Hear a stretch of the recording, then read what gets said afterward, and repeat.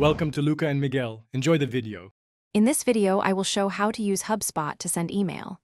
Open Hubspot, navigate to Marketing, then Email, and click Create Email to begin.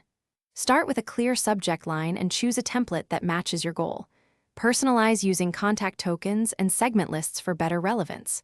Preview on desktop and mobile, then send a test to yourself.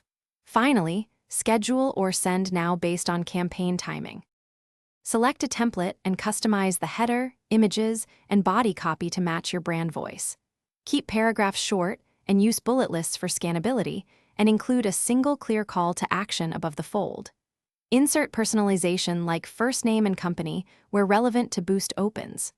Optimize images for file size and add alt text. Always proofread and run a final test before scheduling to avoid errors. Build or choose the right contact list before sending to ensure relevance and compliance. Use a /B testing to compare subject lines, content, or send times, and let winners run for improved performance. Check sending settings, subscription types, and suppression lists to prevent mistakes. Preview and send test emails to multiple devices and accounts to confirm appearance and deliverability. After sending, monitor initial metrics for quick adjustments. Thanks for watching and please subscribe. It's the best investment you'll ever make.